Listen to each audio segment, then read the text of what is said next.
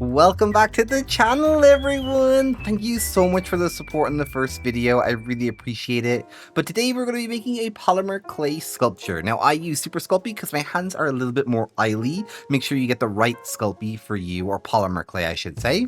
And then we're going to use aluminum foil or tin foil or aluminium to make a base for our structure. And if you are curious about what I'm making, I actually was like really inspired by the Irish flag. If y'all don't know, I'm Irish, born and raised in Waterford, baby, and I live in the US now with my husband, but originally from Ireland. And I was really inspired just by the Irish flag. I was like, you know what, let's make a clown. I love clowns, as you saw in my last video, so why not like make my own little clown that kind of ties back to me culturally. So I sketched out a design to have my friend do it up digitally in Procreate, and here it is. I think he looks really cute. I did end up changing the design just a little bit, but always sketch out your projects before you go ahead with clay. It's very expensive, and also that's another reason why you need to use aluminum foil or aluminium. You don't need to, but if you would like to cut down costs, polymer clay can be quite expensive and it's very heavy. And so by using aluminium in the middle of it, it makes it so much easier. So I started out this project by making the basic shape of the body, and then I just add on some tube-like structures to be the legs and limbs. And then I just go in, blend them in really carefully, and then I added in these small strips over certain parts where I just want more weight or more fabric, and I just slowly go along and build it up. Then we can add in the feet once we've got a proper pose in. And so with the feet, it's basically just like little oblong, little circles. I blend those in as well, taking my time to make sure they're very structurally sound. If you want assistance during this, you can also use Bacon Bond or Liquid Sculpey. Those are two things that actually really help clay adhere to itself, and it like bakes just normally. As you can see with mine, I didn't need it, but if you need that assistance, it kind of acts like a little bit of a glue, so I would recommend it. I've used it on a couple of projects. But here I'm just going to go in and add in his little slippers by adding in these little strips of clay to add in a little bit extra weight.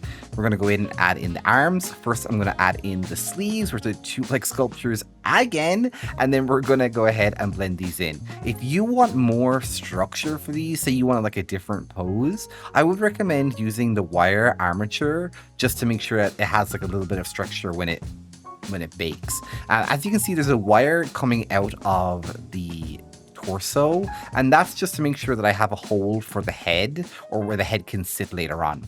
We're going to add in his little collar, and I thought it was so cute. I love clown collars. And I thought it'd be really cute if we had like a shamrock as like his little clover. And so after I added that in, I'm just going to go ahead and add in his hands. And I definitely had to take my time. A lot of this was just blending and blending and blending. And then went over it with some more soft clay to get the sleeves a little bit more weight to it, so it looks like the hands are sitting in the sleeves and not like part of the sleeves. That makes sense. So after I cut in some of the design where the different colors are going to sit, I added in these little balls of clay to add like little puff balls to him, added in the cuffs to his leg. And also a little bit of a tip here, my Sculpey is very flexible even though I'm using the hard version of Super Sculpey, because I warmed it up. So that just means either putting it through your pasta machine thing or warming it up in your hands, making it more malleable. Polymer clay is the kind of product that heats up, and as it heats up, it gets softer and softer, and so it's easier to work with. And so if it's too soft, you might want to cool it down. And I don't recommend like heating it in like a microwave or anything, just like with your hands, or just leaving it if your hands are like running a little bit hot if it's too malleable. After that, got the head, made sure it was the perfect size again, covered that in clay as smooth as I could cover it, added in the little ears, made little ear dents, and then added in his hair. And I just went along slowly, adding in bits and pieces here, blending them in, making sure that I have a little bit of a step or a ledge where I need to, and then just blending it back in. And once I had that done, he was really coming together. And then I could add in his little hat, and I love the little like kind of cone-shaped party hat design, and I thought it'd be really cute if I used the colors of the flag here, so the green, white, and gold.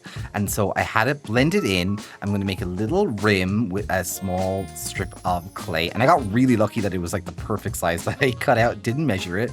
Go me! And then I wanted to repeat his collar pattern on top.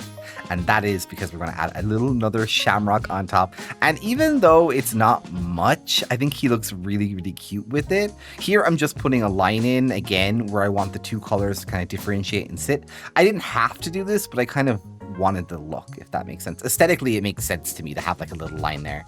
But added in the little shamrock on top, and he looks really good. It comes together. A tip I have for this is if you're worried about fingerprints or your clay is a little bit uneven or you have scratches, you can see some on mine.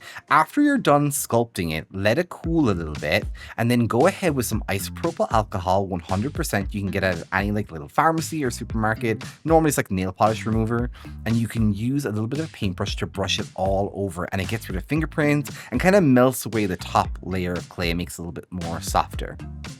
I bake it at 275 degrees Fahrenheit for about 20 minutes. I think normally it's like for every inch of clay, you need to add like 10 more minutes, but you can just follow the directions on the back of your like Super Sculpey packet. Then I prime it with a Valjejo white paint primer, and I just let that dry for a full 24 hours. And then I'm going in with this beautiful orange color.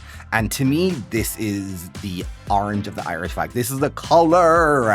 And again, I'm using Vallejo paint. So I went in, took my time marking out each section. And luckily for me, this green and orange were so beautifully, like the coverage was amazing. And I did end up mixing the green that I got with a little bit of white just to kind of match the saturation of the orange. But as you can see, it's already turning out really, really cute. I was very nervous when I first did the doodle. I was like, maybe I'm just being silly and maybe the design isn't actually like popping, but seeing it on the 3D model, I really love it. So here I'm just gonna go in and paint in the collar. I also just want to let you all know, this footage is very sped up, like very sped up.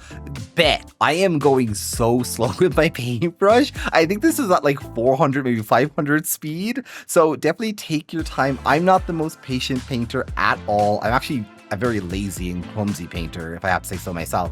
So take your time. The more time that you take and the more patient you are with your paint, the less touch-ups you have to do, which is great when you're using white, right?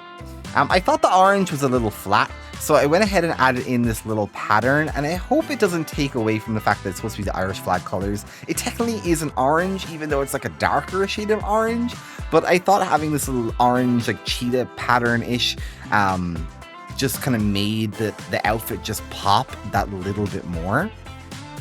Gave him a nose. As you can see, I almost put him in the oven without a nose. I almost did that.